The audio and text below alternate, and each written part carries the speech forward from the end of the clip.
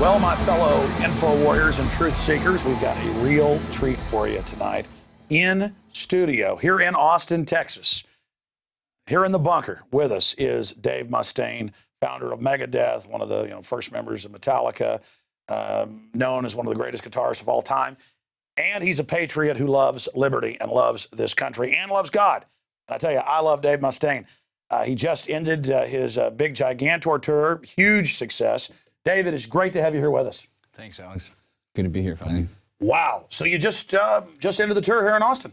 Yeah, Gigantor 2012 in North America we ended. There's no telling how much longer Gigantor will go in other countries and stuff like that, but this was the end of the beginning of this year. We started on Philadelphia over on the East Coast and worked up into Canada and across Canada pretty well. We have a Canadian drummer, so we all of a sudden became really huge up there. Good. Is it just me, or is Megadeth getting bigger than ever? Because I hear about it all over the place. I hear it a lot more on the radio. You guys are so prolific, and stuff's even getting better. I think we're getting more popular, but with what happened with unlocking, the recording industry and everybody being able to get records basically at will, we had to kind of focus more on the live aspect. So I think the hard work touring has paid off, because whether record sales help a band survive anymore or not, we're still able to continue to get out to the masses, because good times, bad times, people like entertainment. And the funny thing is, during when it's considerably tougher times, heavy metal becomes more popular. So as things have kind of gone in a more difficult period, the same way it was during in the 80s, it's cyclical. It's the same stuff, and times are getting kind of tough now, and heavy metal is becoming much more popular again.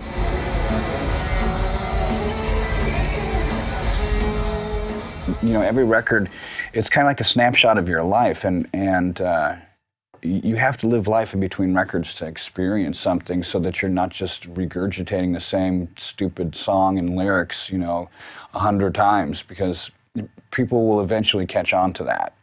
But there's also the fact that when people discover a band in the very beginning, that's the band that they hold on to. Very rarely do you see a band go 13 albums into their career like we have and still continue to generate new fans. And, although you do lose fans on the way, they grow up, people get married, their wives tell them to stop listening to metal, and, then that's the end of the story.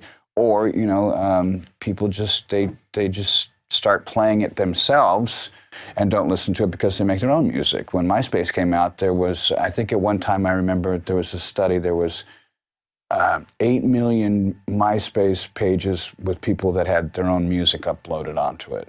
And I was thinking, like, God, 8 million bands on there, and probably 750 or 7.5 million of them suck, because even that 500,000 that would have good stuff, you've got your whole life to write your first record, and when it's time to write your second one, that's when the pressure's on.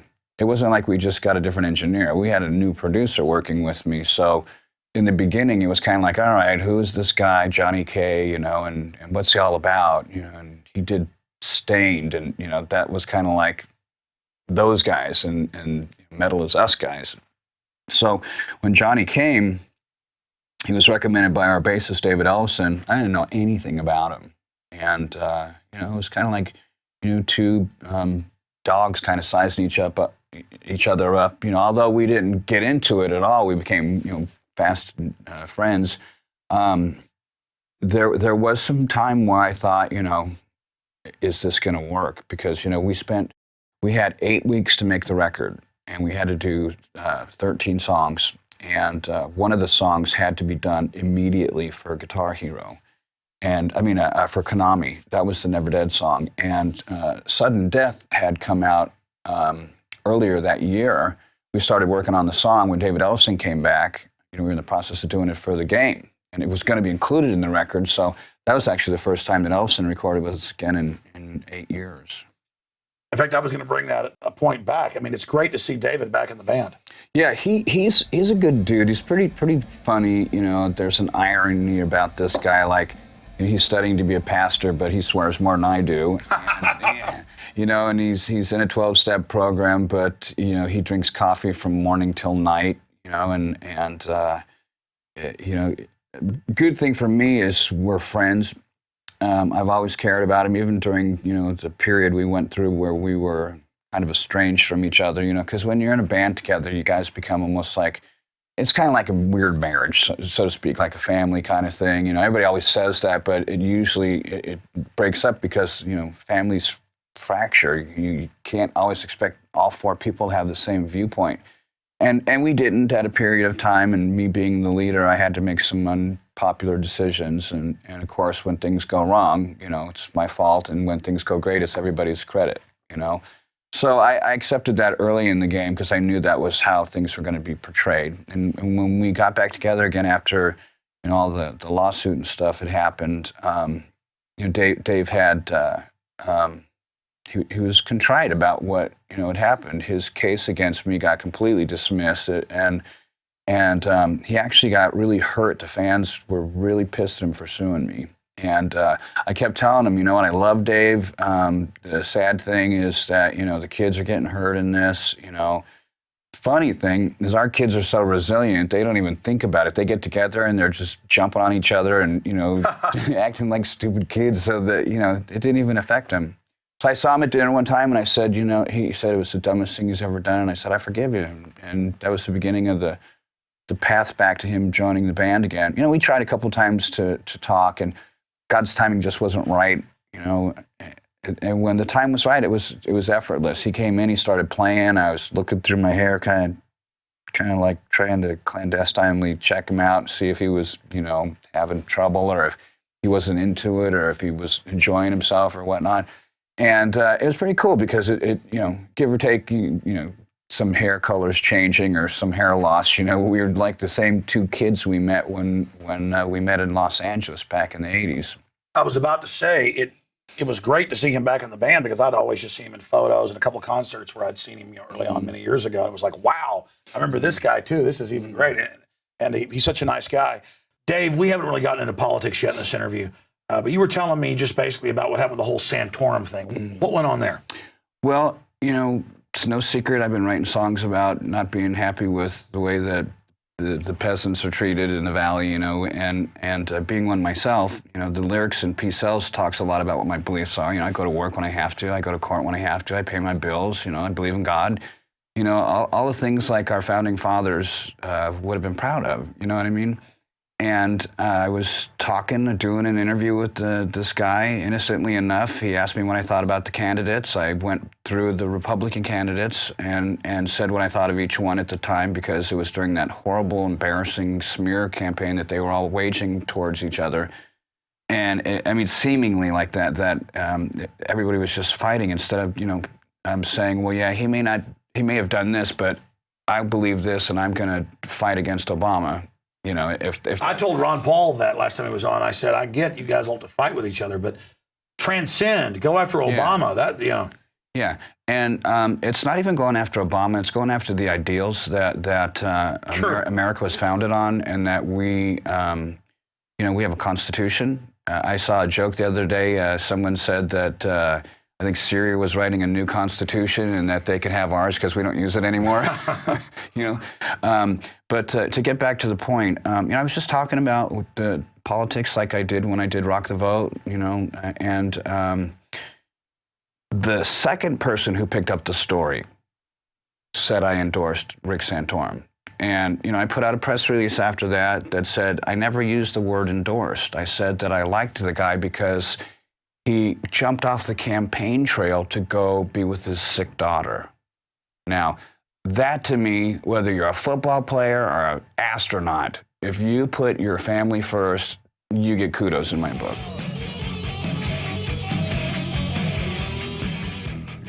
You just had the 30-year reunion with Metallica, and you were telling me in the drive over here, well, that it was a testament, you know, to the fact that dreams really do come true.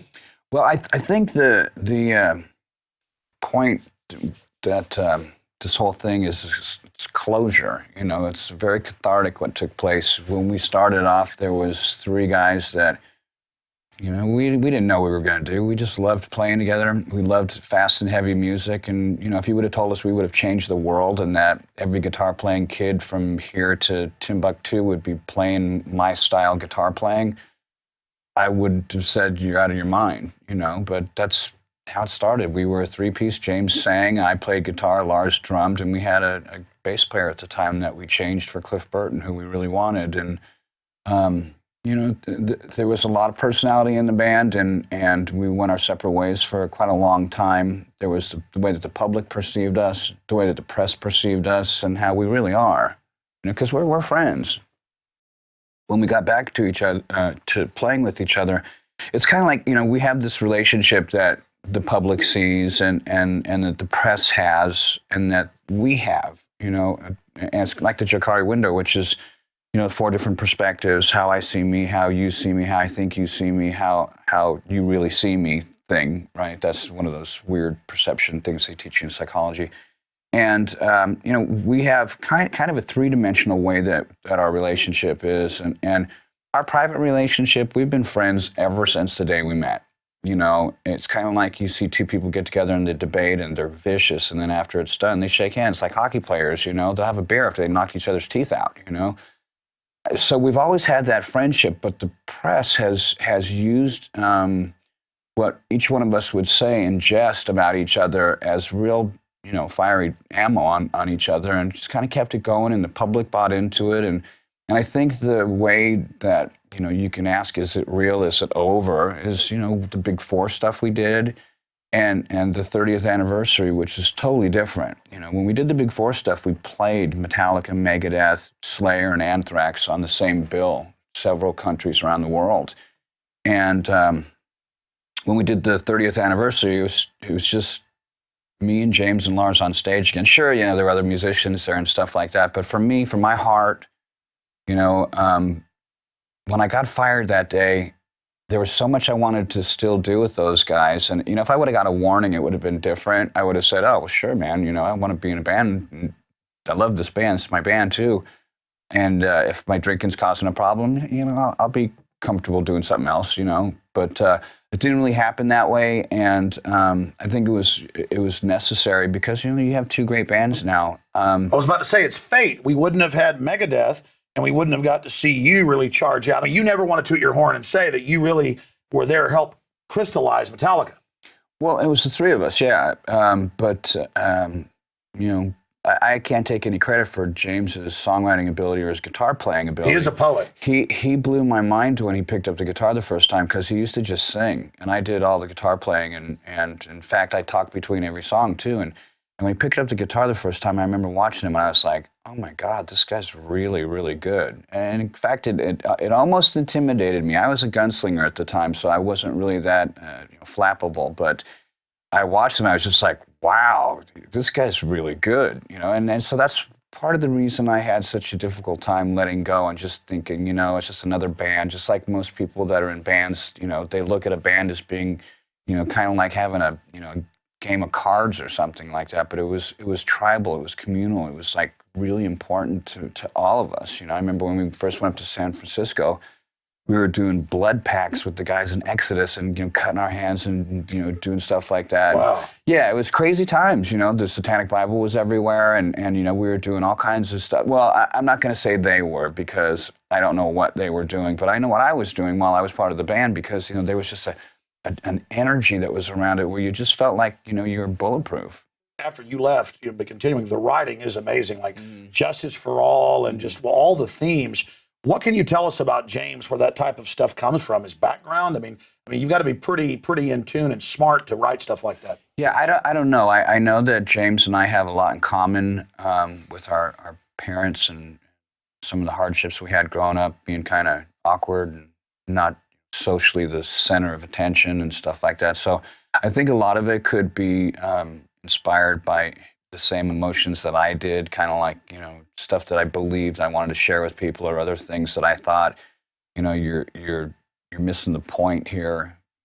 A lot of the songs I wrote back in the beginning of my career are just as relevant now as they were back in the 80s when I wrote them. And in fact, the song Rest in Peace I wrote when I was a teenager, before I was in my first band. So, wow. that song was back when I wrote Jump in the Fire, Mechanics, and Rest in Peace. Those are my first 3 songs I wrote. Hangar 18 was the 4th one.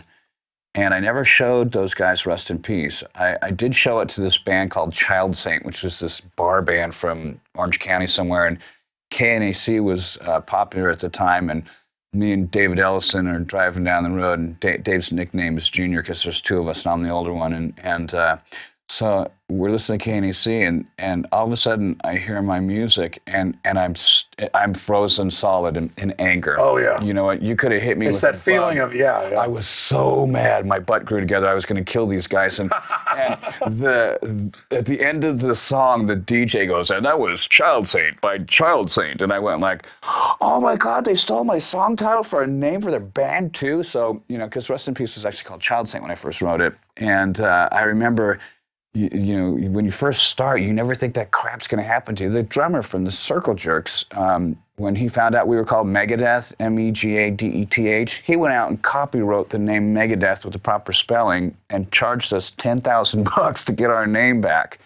That's the kind of dirtbags that are in. No, it blows you away, the chicken shit stuff that goes on. Yeah, it was pretty uncool. I mean, I kind of sort of know the guy through separate circles, and I don't really know if he's a good guy or a bad guy or anything like that, but that act was pretty unctuous, and especially between 2 musicians. I know that the guy was kind of playing music as a hobby, but I like the Circle Jerks, and that pretty much closed the chapter on me ever listening to them again, because I just felt, God, you know how hard we're trying to survive, man. Me and Dave are living in a studio and we're panhandling money to eat. You're best buds with my manager, so you know this. Yet you're gonna, try and nail us for 10 grand. We got it. Now you're legendary for not taking crap, and I respect that. I mean, did they get a stomping for what they did? Well, I think him having to spend the rest of his life being a CPA is a good enough stomp. Exactly. What comes around goes around. Yeah, because the music industry has a way of taking care of its own. And even though I didn't ask for any help from anybody, I think that, if you wet the bed, you got to sleep in it sometimes. And there's a lot of people who don't like me. Sometimes it's because, they'll ask me to do something for them, and I just say no. It's not like I say no, mofo, anything like this, or have, their tires slashed or get a beating or anything like that. Dave, people always take a shot at success. Yeah, they do. It's because, they want an easier, softer way. But I think that, us as a race, we're wired inherently to want to do good and to want to succeed. I mean, that feeling we don't get a feeling, that rush that we get when we do something good for somebody the same way that we do when we do something bad. It's a totally different feeling. Exactly. I spend all my time trying to not accidentally screw somebody because it's not that it's even like some code. I just want people to know I do what I say I'm going to do. Yeah. And then I see other people who have no scruples. They think it's like some power they've got that they'll screw everybody. Mm-hmm. I'm like, no, they don't get it. Because I just instinctively know when you do something to people, it comes back 7 times. Yeah, and most times, sometimes it doesn't even get an opportunity to get 7 times. The person pays with their life. Like there was a Satanist who, when I got saved, I told my tour manager, my agent, you know what, I have to kind of take this slow because, my arms hurt and I don't know if I'm ever going to play again. If I do play, there's certain things I kind of want to veer away from. I don't want to play with any satanic bands. I'll play with bands that have darkness in them because we all have a little darkness in us or we wouldn't be human. But guys that are confessed Satanists and, I just don't really have time for that. It's not part My of problem is I feel violent around those people. Well, I've been able. I want to, Yeah, I can control my emotions because I know that it's not the sinner, it's the sin, and Exactly. it's like that whole thing about me being against gay marriage. I have the same position that Hillary Clinton and Obama have towards the gays. Look it up. I'm a Christian. I'm a heterosexual man. It's like, me worrying about cat owners. I don't like cats, I don't have anything against them, but I don't want one, I know that's a really crazy connection. No, I get it. I'm sick of having it shoved in my face, whatever issue it is. It's like people kissing in front of you or, for no reason or whatever. It's just like, it's forcing an idea on you that I'm not even attacking people, but it's just like, don't attack me for the way I am. I have my preference. I have who I am. And then don't wage war against marriage and families and all of that. For me, the whole thing, you know, when people ask me questions and stuff like that, I've got to kind of take I got to think, okay, what's my role here in life? Is it to be the fly in the ointment and to always go around, you know, complaining and pointing out people's faults and stuff? Or is it, you know, because I went that road and I felt like I had this entitlement to stuff because, you know, man, I worked so hard, you know, they did this and this guy did that and stuff. And I finally started to get this real incredible peace that settled over me.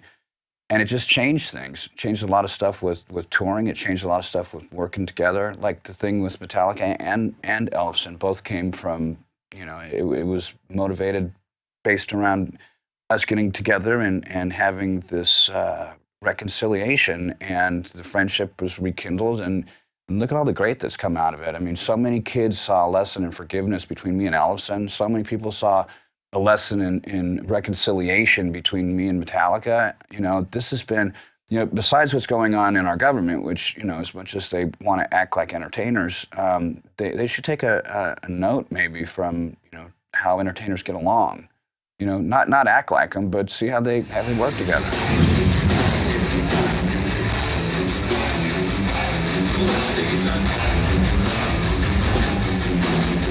Well, in my own life, having now 15 million listeners a week, I'm getting to experience, because I never got into this trying to be a celebrity. I had information I want to put out, kind of like an artist or a musician has something that's just exploding from them. You want to put it out there, you want to be appreciated. But I had no idea what it was like to have people kind of put you up on a pedestal. You're still just a regular person, but they think you've got some magic special something. And then when you can't deliver it to them or somehow give it to them, then they seem to get upset just because you're trying to walk down the road and walk your dog, and you know you got to get home in 10 minutes, and they're mad that you won't sit there and talk to them, and then it hurts because they want a little piece of you, and you just don't have it to give. Yeah, well, it's like two examples to give you real quick. I was in Canada just recently, and some guy was out in front of the hotel, and we walked right past him, and he didn't recognize me. So I didn't think he was a fan. So we go to the show, and we had this really great thing from Live Nation where they had the ticket holders could upgrade their tickets to where they could meet us and have like a backstage party and then get first seating and all that great stuff.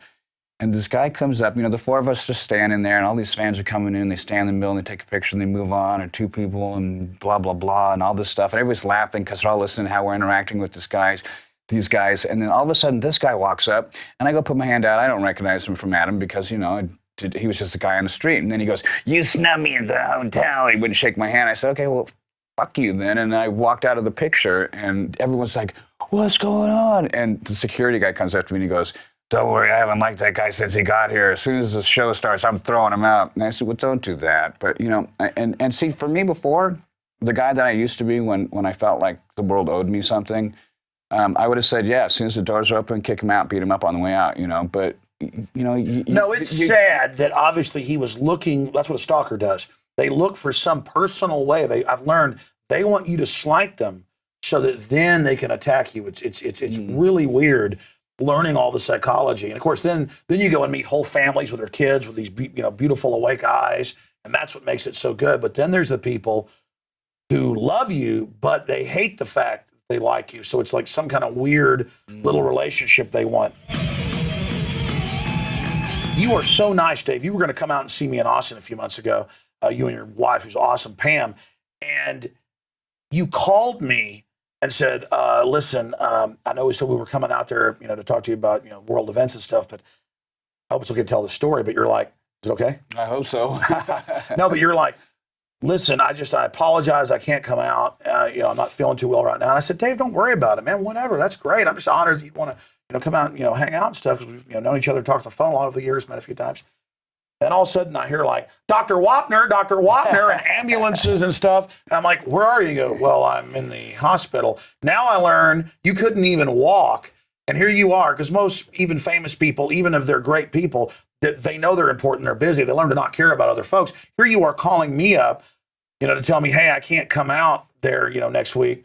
And then later I learned you're like in such pain you couldn't even walk. So I'm just blown away that you would like actually call me and they wouldn't tell me, by the way, I can't even walk and I'm in a hospital bed. I mean, Well, funny thing is, your parents tell you stuff when you're growing up, and you kind of, it's one in one ear and out the other ear. And my mom used to tell me when she watched me play guitar to stop shaking my head because I was going to rattle something loose up there. And she was kind of mocking me. My mom had a pretty weird sense of humor. And the irony is that last summer while we were out doing Mayhem, my arm went numb again.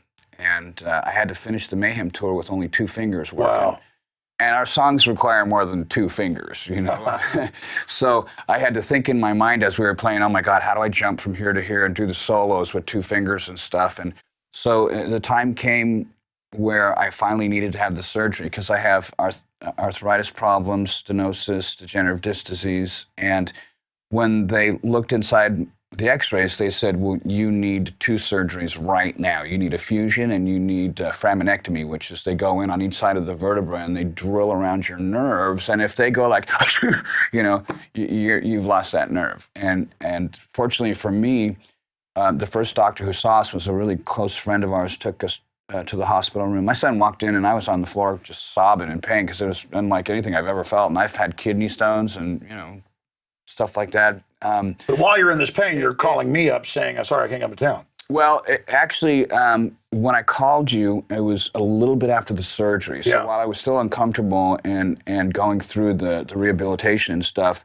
the surgery had happened before that. And what happened was when they did the fusion, they fused C8 and T1 together.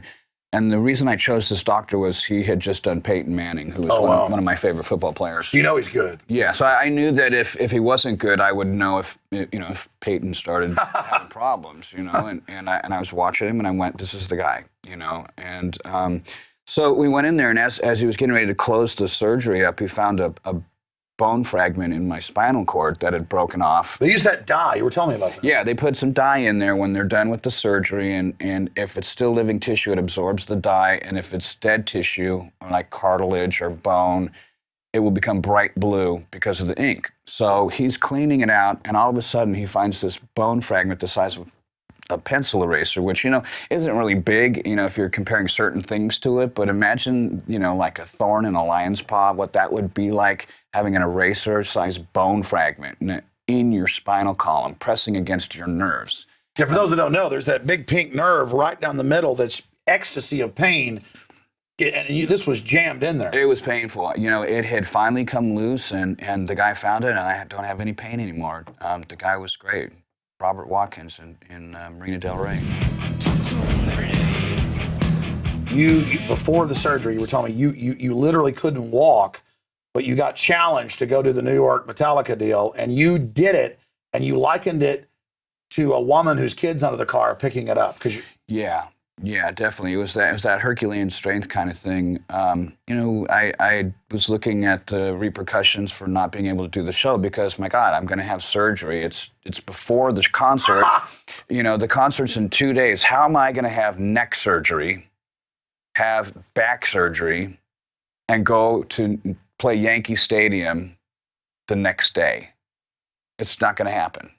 So I said, you know what, I'm going to have to cancel. And somebody called me a derogatory term, and it just made me really mad. And so I told the doctors, I said, wrap me up. I'm going to go do this concert. Because it was really easy to say, well, I've never played a baseball stadium before, but I have. And, well, I've never played with Metallica before, but, well, I have. Well, I've never played in New York. Well, I have. All these things that I've already done. So it wasn't that any one of those things were significant. It was the sum of all the parts. And then getting called out on it. What kind of a lowlife would say something derogatory to a guy laying in an emergency room in a surgery bed, getting ready to have spinal surgery? What kind of a gutless coward would say something like that? I know who said it, and I prefer not bringing up his name because I think that it will give him some kind of power trip because, he thought that he had me at that moment, and he didn't. I went out there, I showed up in a neck brace, and everybody was there going like, oh my God, what's happening? What's happening? I said, well, so-and-so called me this, and, I just want to show him that he's that, and of course, you told me literally your son came home and you had to keep one arm up so it wouldn't be, see, I've had just little torn muscles in my back, and I'm in bed, and it's like such pain to get up. I'm falling down on my knees, a muscle. And my dad, who's a physician, he goes, son, the worst pain, because he's had it before, is the spinal column and that nerve. He said, don't be, but so I think of myself as a tough guy. And I've had football injuries and later lifting weights, whatever, where just a little muscle's torn and you can't get out of bed. And trying to get up to go to the bathroom, you're like falling on your knees and of course, here you are like 50 times that. You go get on an airplane and fly and then play at Yankee Stadium. Well, I love our fans. I love the opportunity to play in front of the New York audience. And I love the opportunity to play in front of Anthrax and Slayer and Metallica fans because, they all are true to their bands. And it's these great opportunities like this where you can possibly win some new fans, But it was really about saying, oh, yeah, I'm a wimp. Watch this. Well, that was you were called an effing... I'm not going to say what it was, but it was a little bit of a motivator. But I've gone through a lot of stuff over my career, a lot of stuff. I mean, I probably even more traumatizing than my own physical pain that I've had is to watch other people be in pain, like watching people die. I remember we had people die in Castle Donington. We had people die when we did Rock in Rio. We ran over somebody in Atlanta going 60 miles an hour in a taxi, and the guy didn't even want to stop, and it was because he was black. And I was thinking, how on earth can you run a human being over, regardless of their skin color, and not want to stop?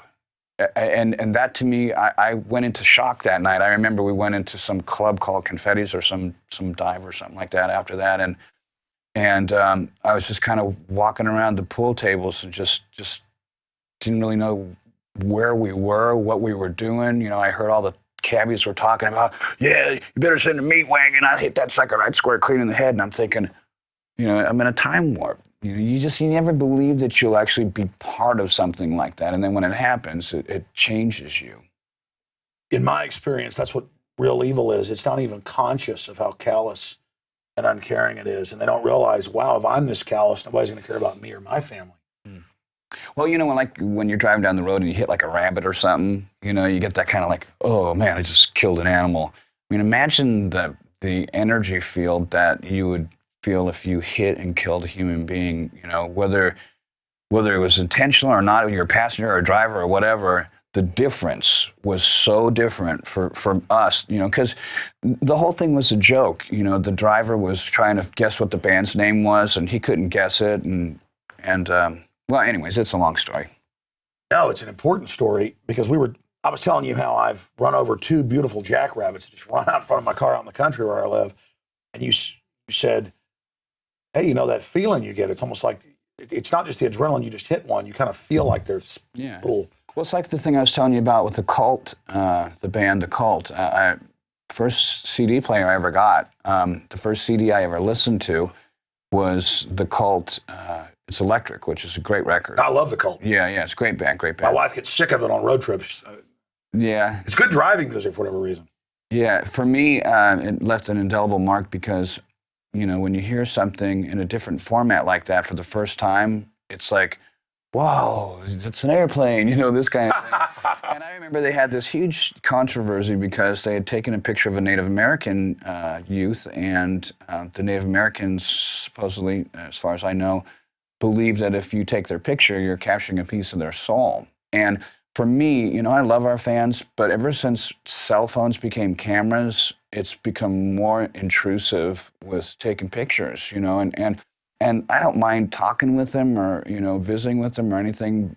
But there's dudes out there that show up with stacks of records. They don't know, what my middle name is. And they pretend to be fans, get us to sign all this stuff, and then they go and sell it. It's disrespect. It would be cool if they said, look, you know what, man, I'm going to sell all this junk. Would you sign it for me? Then we would say, talk to our management and we'll work something out. But hey, I've seen people get mad at Ted Nugent for the famous films got like millions of views online of him coming out of a gun show or whatever. And these guys walk up wanting to sign stuff. And he goes, no, what are you selling that for? $100? Give me 25. And they're like, no. And he goes, well, then don't ask me to sign it. People are like, oh, look at it. Ted Nugent, who I've interviewed. He's a nice fella. I don't agree with all his politics, but he's like sitting there, telling them just nicely, no. Because they have stacks of them. And he goes, I found out you guys are selling all this.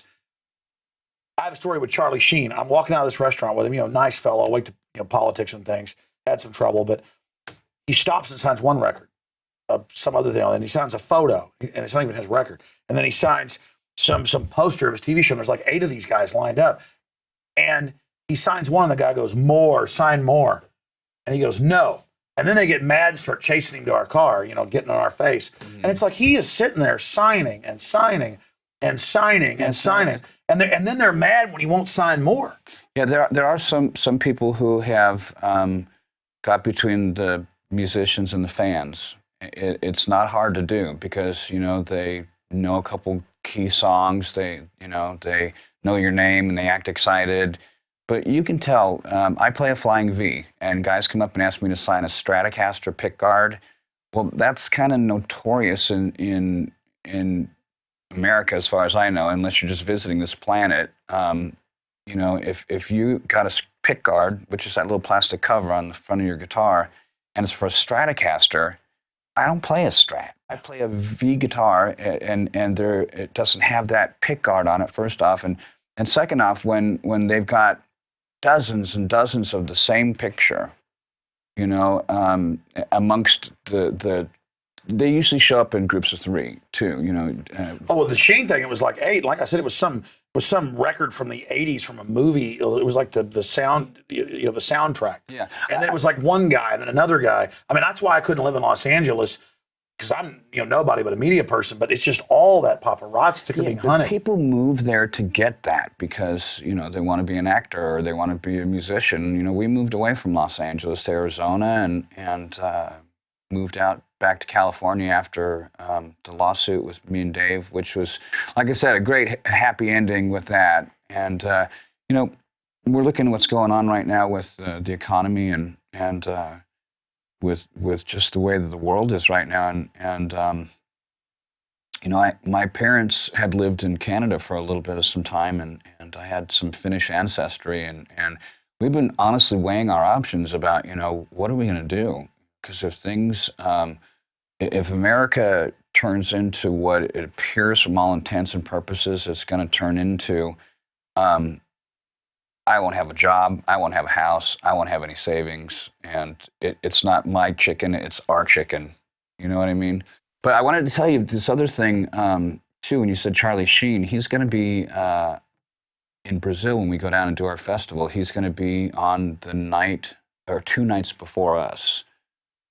For the one night. He's playing, it's a 3-day festival down there, and I just found out he was going to be on the first show, and I was like, nuh-uh.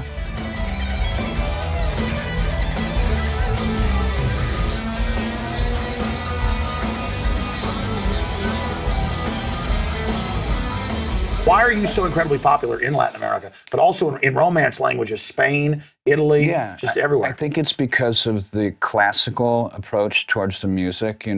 Classical music was written on a piano, and it was not written on a guitar. So if you transcribe classical to guitar and you can make it work, it just has a really cool sound to it.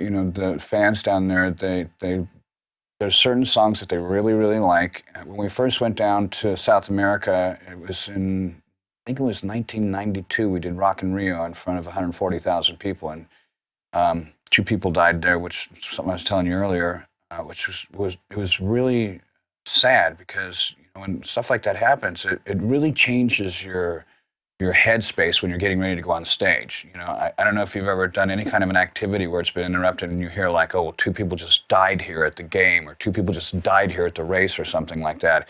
It changes you. Well, there's something dangerous and scary about a giant crowd. Yeah, there's a lot of power out there. Kind of like a tidal wave. They can do whatever they want. The funny thing, when we did this show in Rock and Rio, I don't know if you can air this or not, but the guy that was on before us was a huge Brazilian pop star. His name was Labau. And the audience did not want to see him.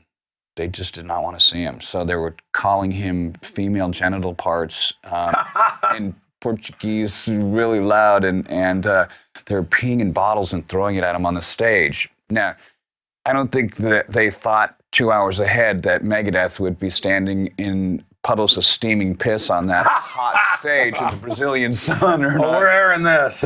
But the funny thing was, right after us was Sepultura, then us, and then I think Queensryche and Priest, and then Guns N' Roses or something like that. And And we all remember that day. They're drinking the Brazilian coffee because it was our first time, most of us going down there and standing in steaming piss clouds on stage.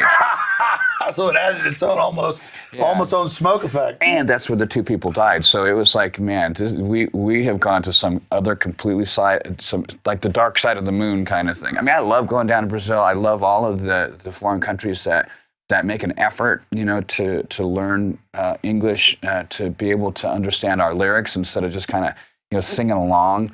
We did a meet and greet the other day. I can't remember what city it was in, but this young man had come up from Mexico. And usually at the meet and greets, they pop up, they take a picture, and they walk to the end of the line, and they go back to their groups, drinking and eating and snacking and all that kind of stuff for the meet and greet party that we were having, I was telling you about.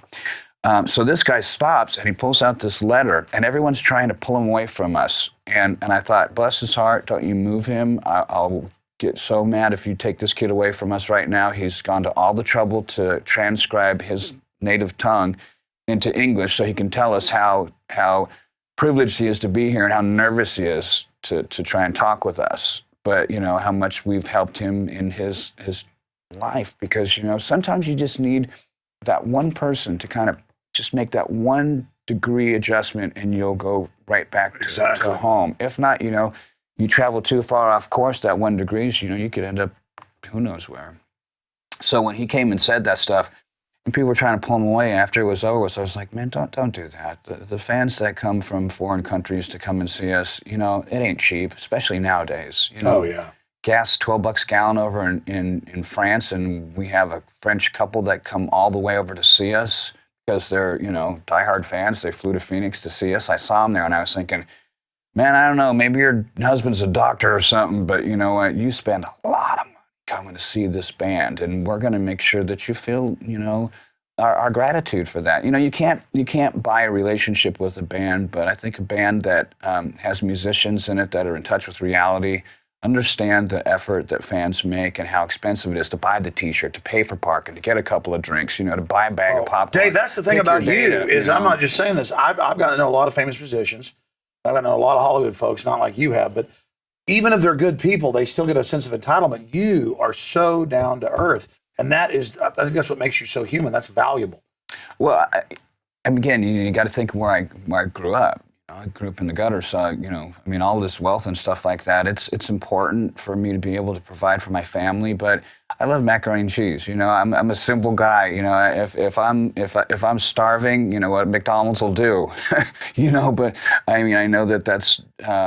You told me the Louis Farrakhan story. I haven't seen that video yet. Yeah, it was on one of the major news networks. I need to look that up. Yeah, it was pretty funny actually. Although I respect people who dedicate their life towards trying to pastor or shepherd people. I don't know enough about this dude to know where. Sure, but tell me the story. It's funny. His whole thing was, but he was mad because McDonald's was. He had said that McDonald's was poisoning them, and that they put stuff on the food, and it's addictive.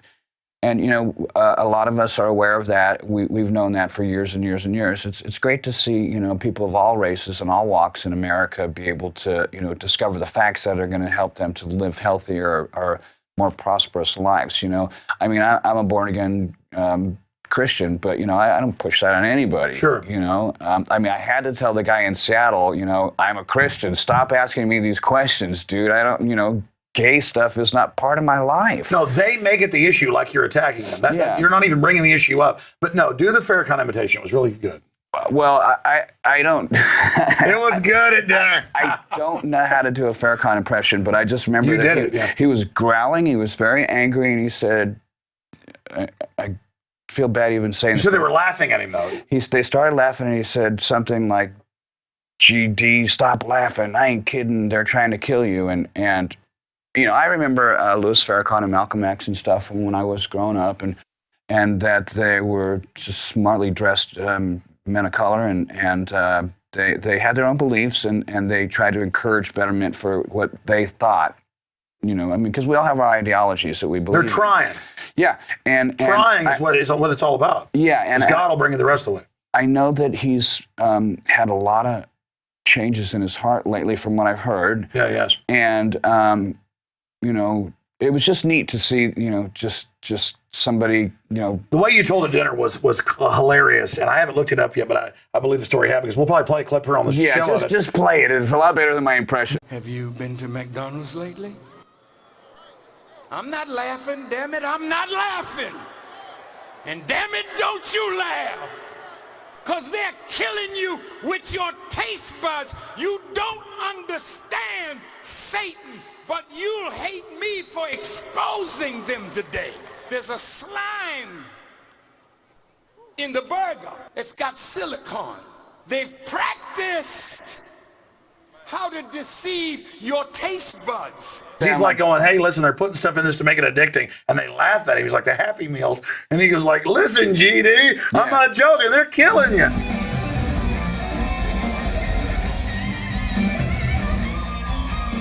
Is it like a second or third wind?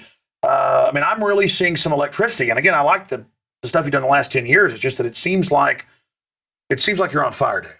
I think, me getting honest with myself and starting to let, the public know that I have some things that I know that I struggle with, and to reveal it, it took all the power away, the secrecy of, trying to struggle with these things in the dark. I remember when I first went to England, they thought that I'd lost my mind because of the way that I spoke, instead of being tight-lipped and not telling any family secrets or anything like that. I've always been really open with our fans. And I think when my book came out, that really changed things for a lot of people. The book? Yeah. Yeah, tell us about the book. The book, bestseller. Yeah, it was a New York Times bestseller. And the timing for me was great because there's been an enormous groundswell of people writing books now. And, I was really blessed that mine became a bestseller. Some of the people that are writing books, I think they should save the paper. There's another musician, I saw his book and I flipped through it, and first page I landed on, he was talking about sucking and doing all these drugs and stuff and having sex with girls and all this stuff. And I flip a couple more pages, more drugs, more sex. And I flip a couple more pages, more drugs and more sex. And I know this guy, he's not very attractive, so I'm thinking, this ain't true. And you think a lot of these stories, they expected me to be like name calling and slinging mud and everything. And I didn't want to do that. I wanted people to understand me. Get the essence. Get to know who I am. Get to know what makes me tick, why I believe the things I believe. It's not because I'm some nut. I was brought up as a Jehovah's Witness, and I rebelled, and I got into witchcraft. And then when that really destroyed my life, I was sitting on a hill one day, and I mean, it should be this easy for all of us to find peace with our Creator, whatever that power is that you believe in, whether it's God or it's, a crystal or whatever your trip is. Mine's Jesus and God. I was sitting on a hill in Hunt, Texas, and there was a cross on the hill, and I looked at it. And, I've always been taught as right outside Austin. As a Jehovah's Witness that crosses are bad, right? That Jesus died on a stake, and I'm thinking, well, I'm looking at this cross, and I'm thinking, I've been taught this is so bad. And I said 6 simple words, what have I got to lose? And I went down and I saw this little pastor, and I said, I want to do the sinner's prayer. And he said, well, you got to get on your knees. And I said, you know what? I'm Dave Mustaine. I'm too cool to get on my knees to pray. So, I did the sinner's prayer sitting up. I was resistant till the end. The power is getting on your knees. Yeah, of course. And now, I'm completely surrendered. My life's improved 100 million times. And I've actually got some really good friends now. People that most people would think, well, why are you friends with him? He's not a celebrity. He's not a musician. You talk about me knowing people in Hollywood. I made a preference in my life to not know a lot of people in Hollywood. People part of my circle, sure, I know them, but I'm not interested in being a socialite there. Exactly, it's hellish. Yeah, and I just think that, when you're dealing with an actor, you're dealing with an actor. You're going to be friends with an actor. You never know. It's like a box of, chocolates with Forrest Gump. You never know what you're going to get. That whole thing, I had a bodyguard one time who lived with a guy that was an actor, and every day he would leave, you didn't know who you're talking to. You didn't know if he was in character or who he was, because it is weird. He would say nice things, and it's like, you expect him to go like, marvelous, this kind of stuff, Well, there's the narcissism. I mean, the archetype of the actor is like a narcissist. There's a lot of people who aren't narcissists who are actors, but yeah, it's all about this false reality for them, and that's why the system uses them so much. Dave? Sometimes it's a form of escapism, though, because music has been a really great way for me to be able to, go in the corner and cry it out with my guitar. I remember when Cliff Burton died, I got in a car, I went downtown, and I did something that, was regrettable. I went down there and got some party stuff, and I went back to my house, and I tied one on, and I picked up my guitar, and I wrote In My Darkest Hour in one sitting. It wasn't in one time all the way through the song from beginning to end, I mean, they only do that in the movies, but, it was one sitting, and I remember just crying and just thinking, why did he die, and how come I found out the way that I did? Because I didn't find out from the band. I found out like through a third party and stuff, and because our relationship had so much stress over the years, it didn't dawn on them to call me directly and tell me, hey, this happened. So is it true? It was like the bus was laying over, and they described it like the Wicked Witch, the boot sticking out. I don't know about that part. I don't want to be too graphic. No, because I don't know enough about what happened. I just know that he was sleeping in one of those European buses with a window next to the bed, and the bus lurched because it was swinging back and forth from hitting black ice. We hit black ice when we were driving out, when I was still in Metallica, when we drove out to New York. That's why in the first album, Kill 'Em All, why it says, fuck you, Laramie, Wyoming, because, we crashed in Laramie, Wyoming. It was my turn to drive. I'm a little surfer kid, and I'm driving along, and all of a sudden the truck starts going like this. I'm going, what is happening? And all of a sudden the thing turns around, and then it stops in the middle of the freeway, and 18-wheelers are going, past us, and this Jeep starts spinning towards the front of the U-Haul, and I pull this guy out of the way, and it smashes right into where he was just standing. He could have died. So that's what that whole thing on the album is. You see those credits, and you always wonder what on earth they mean. Now, we've got a big bus, and when that thing's going 80 miles an hour, I mean, it's like, this thing is huge. I'm telling the guy driving, I'm like, I don't care if we get there late, slow down. That's too fast for a bus to go. Oh, I knew, exactly. Yeah. We tell our driver that, he's got to drive really cool. I mean, especially when they do those long hauls. One of the things I think is really cool that America's starting to do is they're making the drivers have to break their shifts up now. There's an epidemic with our trucking industry here in America with them having to work incredibly long hours to make ends meet. And sometimes people make the ultimate sacrifice, and they'll compromise their integrity and rely on stimulants to do their job. And, when you're not clear-headed, sometimes you make mistakes, especially judgment calls behind the wheel when you're driving a truck. People get hurt. I remember reading a book a little while ago about this guy that just got ran over by an 18-wheeler in his car, and he survived. He was crushed to death scientifically, but he lived. And I just saw something on the news that just happened just a couple days ago, too, that a woman had been run over by an 18-wheeler and she lived. And I mean, how can you not think that there's some kind of a good force in the world when stuff like that happens? Say you don't believe in God. You got to have some kind of belief in a power that's greater than yourself when you see stuff like that happen, where people have these miraculous escaping death kind of things. We call them guardian angels and stuff like that, but I've had a lot of those close calls. Just created a new guitar app that teaches kids how to play guitar, and I actually was involved in this, so the tablature's authentic. And that company's called Rock Prodigy.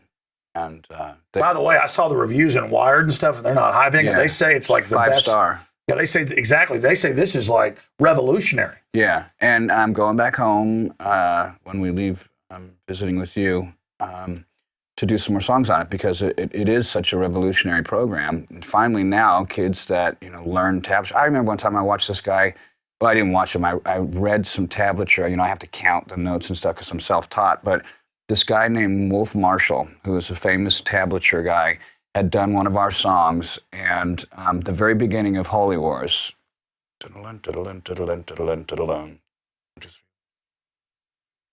15 notes, right? I think he had like 4 mistakes in the 15 notes. It was at least 3 or 4 mistakes. Now, if you equate that over the entire song, how many mistakes? And that's me playing by myself, and he couldn't even get that.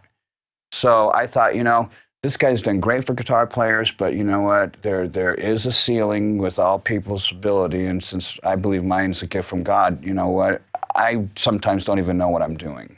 So a lot of times when people try and interpret it, I can't even say if it's right because it'll just be like a passing note sometimes. You know, like a guy will go like this on a piano. Sometimes there'll be notes that are missed, and sometimes there'll be notes that are hit twice, and that's just kind of the way the guitar is. But this application has specifically been geared for guitar players from any level to start, from beginning up to someone who is like even semi-professional. You know, when you get up to where my level is, because most people are too arrogant to take lessons, there's not really a lot of software that's been developed for them yet. There's a lot of transcribed stuff. Like in Guitar Player and Guitar World, Chris and I were just voted the #1 guitar team, and I was really proud of that because Chris is self-taught, and I mean he's very learned, and I think he has a degree from Berkeley or something like that. But he's an amazing guitar player, and the two of us together work really well because it's like fire and ice. You know, like I liken it to Jimmy Page and to this player named Uli John Roth. You know, in certain metal circles, both people would be known, but you know, Uli was really great and executed this mind-blowing stuff, and Jimmy would, you know, hit a note and it'd squeak and squawk, and it would be just as cool. You know, it's like a fingerprint. It's like a snowflake. It's all individual. Yeah. What's the name of the app for folks that want to get it? It's Dave Mustaine Rock Prodigy, and you just type Dave Mustaine in the iTunes store, and it comes right up there. I mean, and you've got a new acoustic guitar too. Yeah, we have an acoustic guitar. You know, I play acoustic a little bit. You know, I write a lot on acoustic, but we haven't really used it much in the studio. But it certainly helps writing, and I've always gotten guitars that, you know, they were gifts from the companies that we were endorsing or otherwise, and there's always something lacking. And when I went over to Dean Guitar for their electrics, I was so just blown away with the quality of their instruments, with the attention from Josh Maloney, who's their artist rep, and from the owner, Elliot Rubison, who's a great bass player playing bass in Michael Schenker's band right now. They just treated me so well that I thought, God, is there any way that we can do something more than just, you know, the Flying V shape that I endorse, which is the VMNT model? So they said, yeah, we would love to do that. So we added another electric model, and then the acoustic came around, and I said, let's try this. And they, you know, initially there wasn't like, you know, much attention to it because, you know, an electric guitar player playing an acoustic guitar. But when we did the design on it, the sound holes, the way that the thing sounds, the playability, the shape, the design, I just found out from one of my friends at the company there that they just did something with Sky Mall, and the guitar is going to be in Sky Mall. Wow. And it's like on every airplane. Yeah, every 130 million people see it every month for 6 months in there. And the cool thing is it's a guitar with an American flag on the front of it, you know, and Beautiful. The flag's all blown to hell, like right now where we feel like, you know, we're the redheaded stepchild of the world right now. You know, it just seems right, and they named the guitar. I called the model itself a Mako because the sound holes on it look like a gill on a shark. But when they did this, people lost their minds over it, and they ended up calling it Glory. So it's the Dave Mustaine Mako Glory. Well, you've model. already risen so many times, but I can feel it. I mean, Dave Mustaine Megadeth is turbocharged.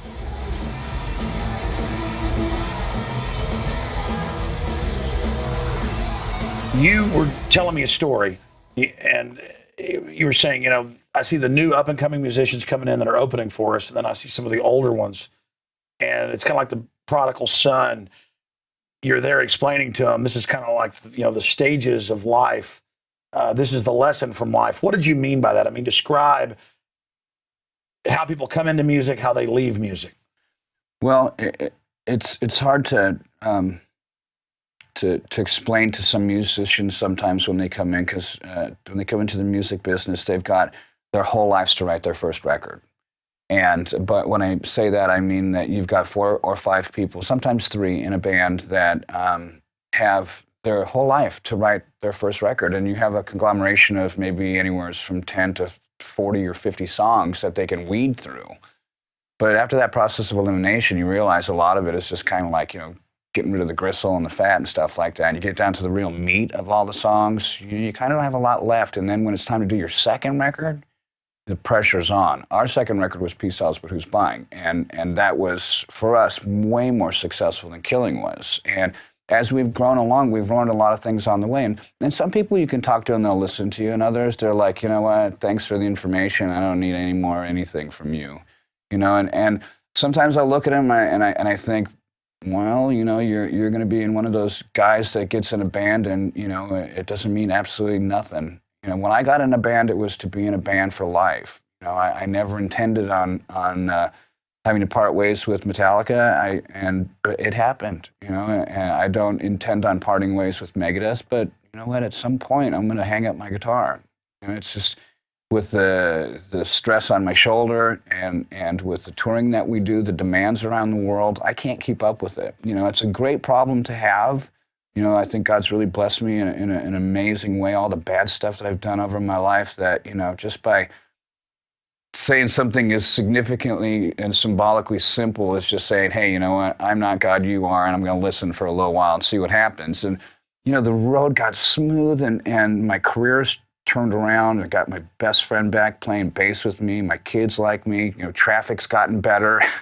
You know, it's just a whole complete paradigm shift. And the universe lays before you. It's a long way to the top if you want to rock and roll. That's right.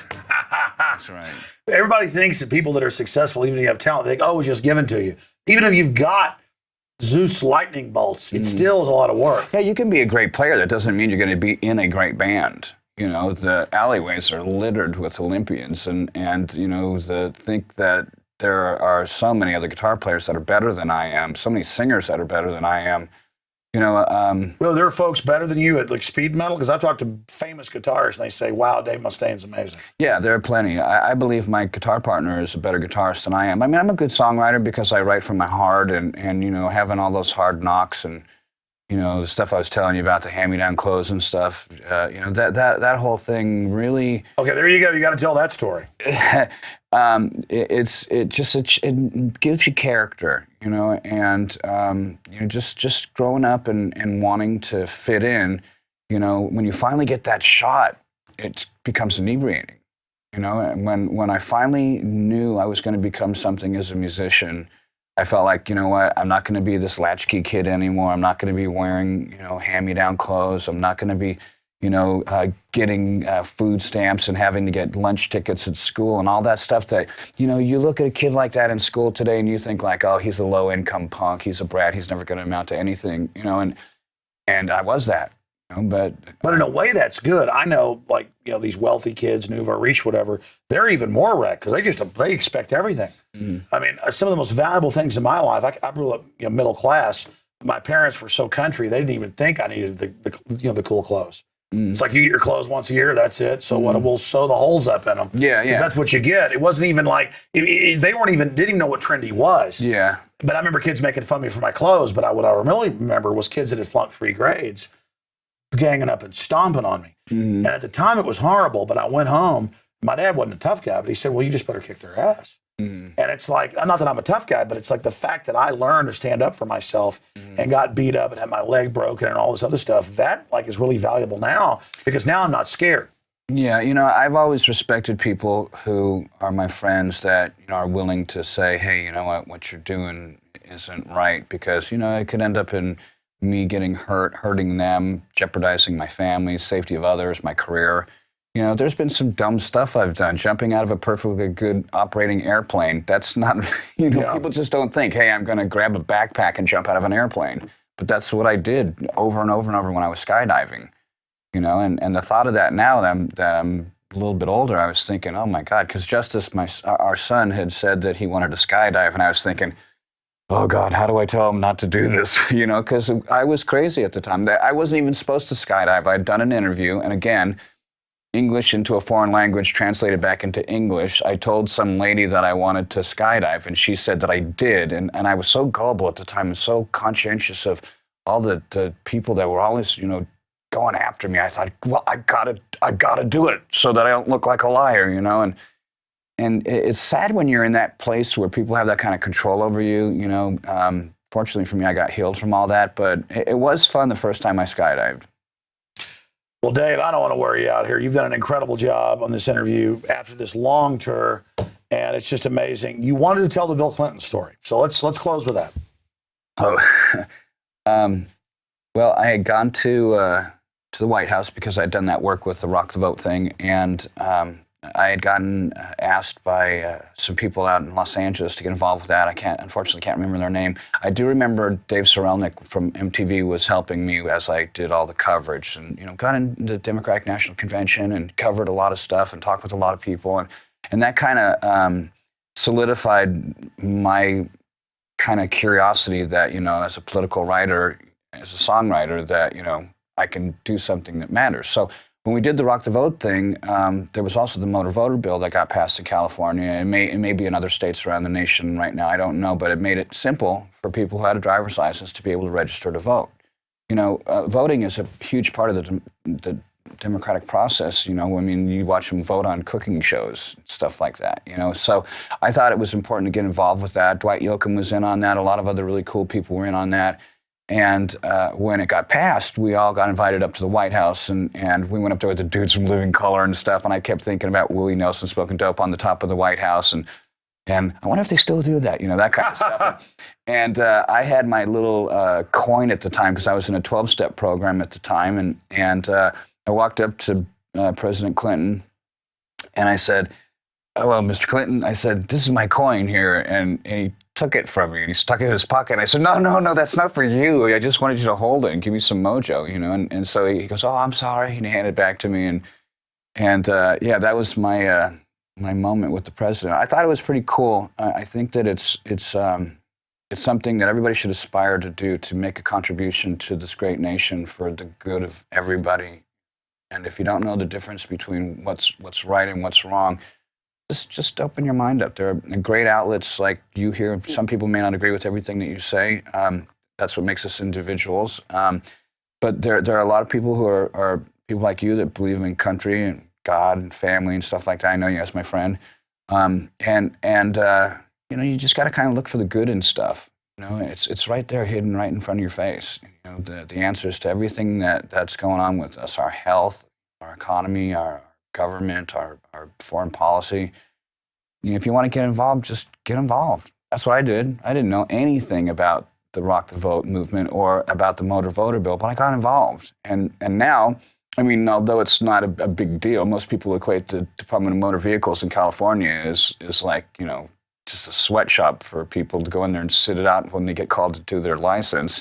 But, at the end of the day, I did something, and it mattered, and it made it easier for other people. It's about empowering humanity, and that's what matters. Dave Mustaine, incredible interview, Megadeth.com. Thank you so much for spending time with us. You're welcome. Wow. Well, that's it, folks. In-depth interview, just amazing. I think that's one of the most in-depth interviews I've ever seen with Dave Mustaine, right here in the Infowars compound. We appreciate all you out there supporting us and spreading the word. And this is one for the record books. Lord willing, we'll see you back here tomorrow night. Stay tuned.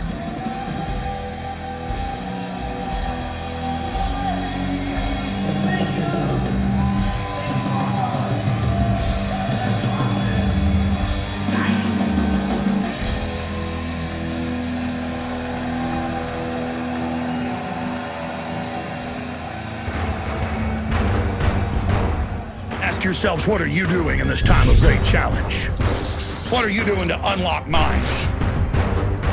Go to Infowars.com and PrisonPlanet.tv for the latest headlines and cutting-edge information.